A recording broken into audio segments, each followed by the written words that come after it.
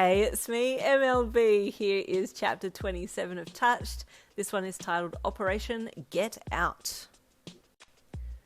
They are, you whispered, your breath becoming erratic. They're staging a capture tonight, he said pointedly. The father helped to locate them because they moved house.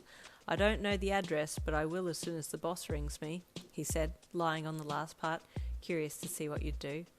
You were finding it hard to breathe as intense fear gripped your windpipe and crushed your lungs. He knows, but he doesn't know it's me yet, but he will soon. You hesitated to look at him and he was staring directly at you. You choked. What's wrong, chicken? He asked in a low voice, his sharp eyes boring into you. What are you going to do when you find the daughter? You whispered fearfully, tears welling up in your eyes. What do you think I should do? He asked in that same low, pointed tone, tilting his head to the side, as if daring you to answer. You opened your mouth to say something, but no words came out. The anxiety started to peak and you turned and fled. Hawks didn't call out after you as you ran, and you bolted for the stairwell and raced back down to your office. Okay, I need to get home. I need to grab some things and leave. They're coming to get me. Hawks is going to be the one to arrest me. What kind of cruelty is this? You quickly stuffed a few things into your bag and swung it up over your shoulder, and then took off out the door. You raced down the hall and out the front, getting on the first bus that stopped and fretting the whole bus trip to the stop near your house. You looked up into the sky as you walked down the road. Is Hawks tracking me? Not seeing anything in the sky, you then focused on the path ahead. As you got to the corner, you stopped and peeked around into your street. You waited, watching for any unusual signs, but nothing seemed off, so you started walking down the road, trying not to look too suspicious. You were almost at the apartment when a black SUV with heavily tinted windows approached from the other end of the street. It was that typical bad guy looking car, and you immediately panicked. Stay calm. Stay calm. You kept walking and the SUV stopped outside the gate of your apartment. Oh no, you screamed internally, fighting the urge to turn and run. You put your head down and kept walking towards them, trying to calm your breathing as much as possible. Two guys got out of the vehicle and you glanced up at them. They definitely looked official. You swallowed thickly and looked down again, staring at the footpath as you walked. You heard them close the doors, and as you approached, all of a sudden there was a hand on your shoulder. You screamed and threw the guy's hand off. Hey, he said loudly, you need to watch where you're going. Sorry, you stammered, standing there frozen in front of him. Well, go on, get moving, he said briskly, doing the shoe action with his hand and pointing off down the street. You nodded rapidly and ran. Then you realised that they had walked towards your apartment and not chased you, so you turned and hid in the front yard of the house a few doors down, peeking through the gap in the fence.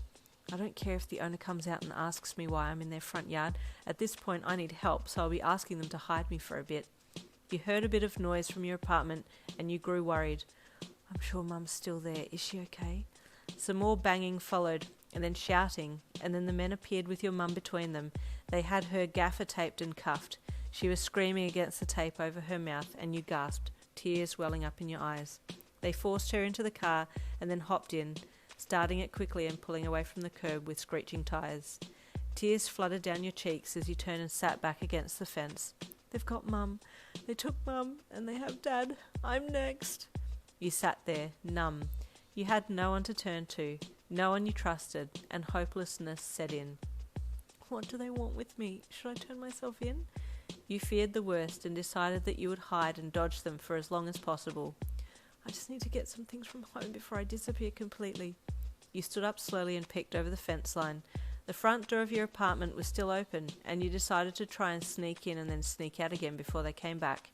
Walking out of the person's yard, you headed towards the apartment doors, but as you got closer, someone from the inside closed the door and locked it. Oh man, there's still someone in there and they're probably waiting for me. You put your head down and kept walking. You walked past the apartment and headed back to the bus stop. What do I do now, you thought as you sat at the stop. Maybe I should wait to see if they leave, and when they do, sneak in then out. Yeah, I'll do that.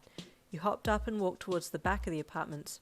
You knew that there was a small gap between the fences of the back of the apartment and the neighbours behind the block, and you thought that would be a good place to post up and wait until the person had left your house. You snuck down the gap and sat down where your apartment was, listening intently to see if the people in your house would say anything that could be of use to you. Hours ticked by, and it started to get dark. Maybe I should leave and find somewhere else to stay the night, you thought. You were about to leave when you heard someone using the bathroom in your house. Give me a sec, then we'll go, they said. You heard lights flick on, a decent pause, then toilet flush, basin tap be used, then lights flick off again, and your heart started pounding. Is this it? Is this my chance? You stood up and listened again. If I go in over the back fence and open the back door with my keys, that'll be the best option. Dropping your bag, you placed your feet against the fence in front of you and your hands on the fence behind you, and then walked your way up. You looked over your shoulder as you got near the top and saw the house was dark and seemed empty. With a great deal of difficulty, you clambered over the fence and dropped down to the small backyard, then crept softly to the back door and listened. Silence. Okay, I just need to grab some clothes and a few other things and then go, you thought, as you put the key in the lock and turned it, entering into the dark house from the back door. Carefully, you crept down the hall and made for your room.